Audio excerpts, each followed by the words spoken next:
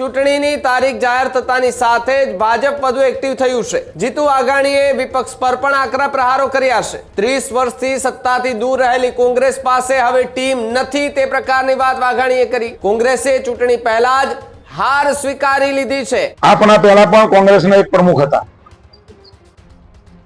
આજે નવા પ્રમુખ છે, પોતાની ટીમ નથી બનાવી શક્યા। 30 વર્ષથી સત્તાની બહાર ફેંકાયેલી કોંગ્રેસ એ ચૂંટણી જીતવાની વાતો કરે છે, ભાજપ ઉપર આરોપો કરે છે, ત્યારે 2 વખતના પ્રમુખોમાં હજી સુધી પોતાની ટીમ ન બનાવી શકનાર કોંગ્રેસે ચૂંટણી લડવા નીકળી છે। ખોટું બોલવું, ભ્રમણા ફેલાવા, જૂઠાણા ફેલાવા એ હંમેશા એમનું કામ રહ્યું છે। વલખા મારતી કોંગ્રેસ એ માછલી જેમ તડફડે એમ સત્તા માટે તડફડે છે। પરાણે ઉમેદવાર ઉભા રાખવા માટે ગોતી રહ્યા છે આ વિપક્ષો, એટલે હારવા માટે ઉભા રહેવા માટેની કોઈ પાર્ટી હોય તો મને એવું લાગે છે કે કોંગ્રેસ અને આ પાર્ટી છે એટલે હારવા માટે ઉભા રહેવાનું છે। ભારતીય જનતા પાર્ટી 365 દિવસ કામ કરતી પાર્ટી છે, જ્યારે કોંગ્રેસ અને અન્ય વિપક્ષી પાર્ટીઓ એ ચૂંટણી વખતે કામ કરતી પાર્ટી છે। આખો વિડીયો જોતા પહેલા હજુ પણ અમારી ચેનલને સબસ્ક્રાઇબ નથી કરી તો યુટ્યુબ પર સબસ્ક્રાઇબ કરો અને ફેસબુક અને ઇન્સ્ટાગ્રામ પર ફોલો કરો।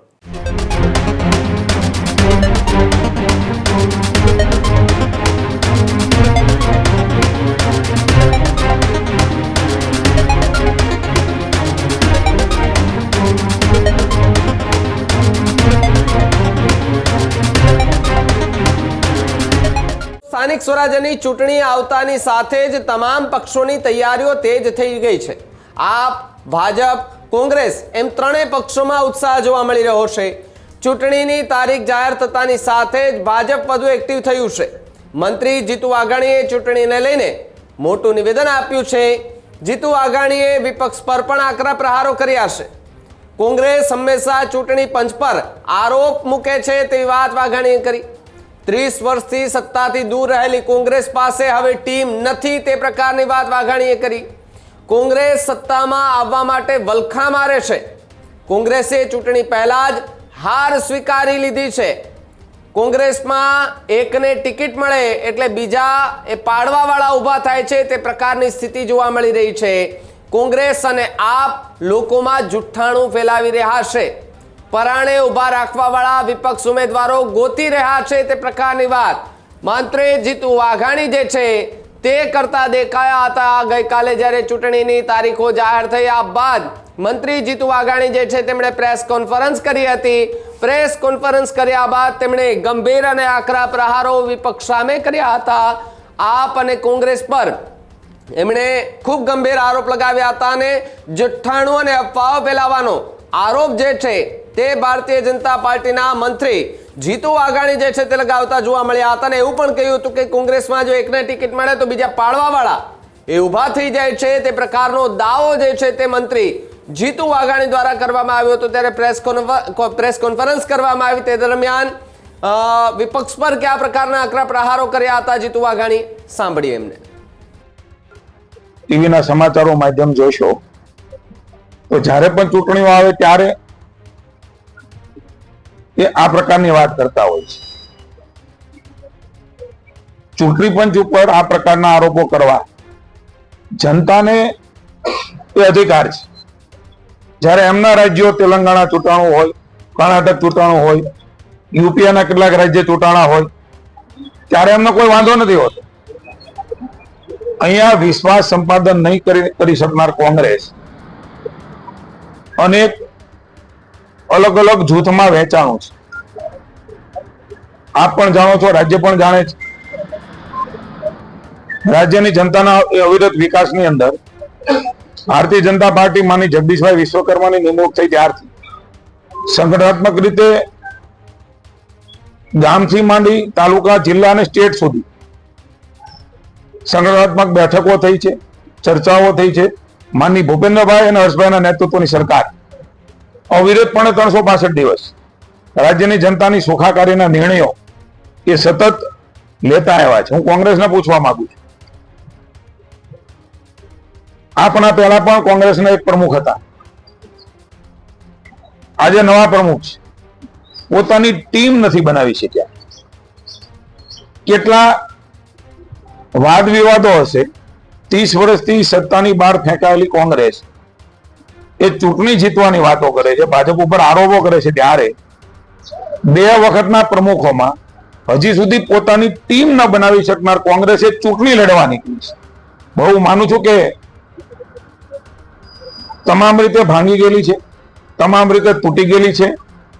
માત્ર વાતોમાં રહી અને લોકોને ભ્રમિત કરવા, ખોટું બોલવું, ભ્રમણા ફેલાવા, જૂઠાણા ફેલાવા એ હંમેશા એમનું કામ રહ્યું છે. હું વિનમ્ર ભાવે જનતાનો આભાર માનું છું કે એમણે ભારતીય જનતા પાર્ટીને હંમેશા ચોઇસ તરીકે સિલેક્ટ કરી છે. કારણ કે રાજ્યની સુખાકારી માટે આથી 20-25 વર્ષ પહેલાનું પોતાનું ગામ, નગર, મહાનગર અને આજનું ગામ, મહાનગર અને તાલુકો એ સૌને ઉડીને આંખે વળગે એવું છે. એટલે હવે ઘણી વખત મેં કહ્યું છે કે વલખા મારતી કોંગ્રેસ એ માછલી જેમ તડફડે એમ સત્તા માટે તડફડે છે. હું એવું માનું છું કે કોંગ્રેસે આ વાત કરીને પોતાની હાર સ્વીકારી લીધી છે. એટલે ઠીકરું ફોડવા માટે થઈને ભાજપ માટે વાત કરે છે. ને આવી કોઈ વાત ચૂંટણીના સમયમાં કરે?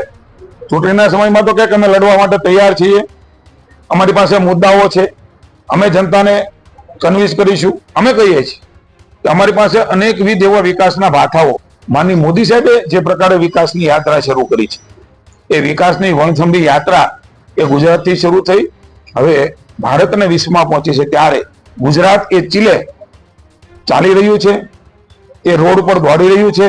આ અવિરત વણથંભી વિકાસ યાત્રાની જીતથી હાર ભાળી ગયેલી કોંગ્રેસ, ભાજપથી જીતથી હાર ભાળી ગયેલી કોંગ્રેસ એ બોખલાઈ ગઈને આવા નિવેદનો કરી રહી છે.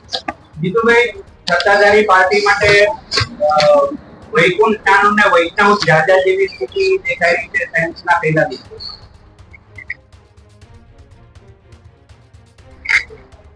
લોકશાહી ઢબે કોઈ કામ કરતું તો ભારતીય જનતા પાર્ટી છે. મેં કહ્યું જગદીશભાઈના, અમારા પ્રમુખશ્રીના નેતૃત્વની અંદર સેન્સ લેવા માટે અમારા પદાધિકારીઓ પહોંચી ગયા છે. તમામ લોકોને મોદી સાહેબના નેતૃત્વમાં ભરોસો છે. સ્વાભાવિક છે, બધાને એમનો લાગણી વ્યક્ત કરવાનો, ટિકિટ માંગવાનો અધિકાર છે. પણ ટિકિટની ચયન પ્રક્રિયામાં ભારતીય જનતા પાર્ટી અંદર આગળ આવી ચૂકી છે. ત્યારે ચયન થયા પછી સ્વાભાવિક રીતે કોંગ્રેસની જેમ ભારતીય જનતા પાર્ટીમાં હોતું નથી. કોંગ્રેસમાં એકને ટિકિટ મળે એટલે બીજાને પાડી દેવાની પ્રવૃત્તિઓ તમે મેં જોઈ છે. હું એવું માનું છું કે લોકશાહીનો આ સારામાં સારી પ્રક્રિયાઓ છે. લોકોના ફોર્મ ભરાવા, રજૂઆત કરવી, અને ભારતીય જનતા પાર્ટી એ સુપેરે અને સારી રીતે કરી રહી છે. આપે જે વાત કરી એમાં કોંગ્રેસને તો ઉમેદવાર પણ ભૂતકાળમાં મળ્યા નથી. બિનહરીફો ચૂંટણીઓ સ્થાનિક સ્વરાજ્યની થઈ છે.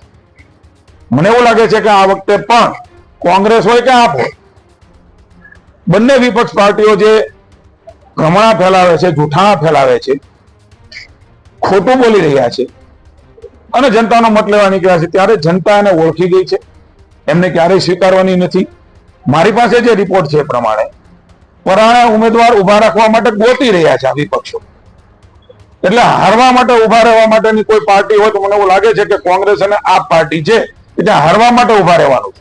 ભારતીય જનતા પાર્ટી એ મેનેજમેન્ટ, સંગઠનાત્મક વ્યૂહરચના, સંગઠન અને પારિવારિક તાકાત ઉપર જીતે છે. અમારો પરિવારનો ભાવ છે, જનતાનો પ્રેમ, અમે જીતી રહ્યા છીએ. જ્યારે કોંગ્રેસે ઉમેદવાર મૂક્યા પછી હંમેશા રઝળતા અને રેઢા મૂકી દે છે. આ ઇતિહાસ. એટલે મારે તો એના ઉમેદવાર જે બનવા જઈ રહ્યા છે એમને વિનંતી છે કે એનો ભયવો ભૂતકાળ જોઈ લેજો. ટિકિટ આવ્યા પછી તમને છૂટા મૂકી દેશે, રઝળતા મૂકી દેશે. ન સંગઠન હશે, ન દિશા હશે, ન નીતિ હશે. ત્યારે ભારતીય જનતા પાર્ટી એ એકદમ પરફેક્ટ રીતે જનતાના આશીર્વાદ લેવા માટે થઈને એ મેદાનમાં ઉમેદવારની સાથે પડખે ઉભી રહે છે. જ્યારે કોંગ્રેસ એ રખડતા મૂકી દે છે. આ તફાવત એ રાજ્યની જનતાએ જોયો છે. ઉમેદવારની વાત થાય છે, તમે પેલી ચૂંટણી સમિતિ પાર્લામેન્ટની ભાજપના કાર્યકર તરીકે તમે કેવી રીતે જોવો? ભારતીય જનતા પાર્ટી 365 દિવસ કામ કરતી પાર્ટી છે. જ્યારે કોંગ્રેસ અને અન્ય વિપક્ષી પાર્ટીઓ એ ચૂંટણી વખતે કામ કરતી પાર્ટી છે. અમારા કાર્યક્રમમાં આપ જોશો 6 એપ્રિલે એ સંપર્ક કરવાનો હોય, અમારો સ્થાપના દિવસ છે. કે ભાજપનો ધ્વજ લગાડવાનો હોય, ભારતીય જનતા પાર્ટીના કાર્યકર્તા ના કરે, સામાન્ય કાર્યકર્તા કરે. આપણે સૌ જાણીએ છીએ 15મી ઓગસ્ટે ઘરે ઘરે રાષ્ટ્રીયતાના સંદેશ સાથે ધ્વજ લગાડવાનો હોય. આ કોઈ ચૂંટણીનું કામ નથી.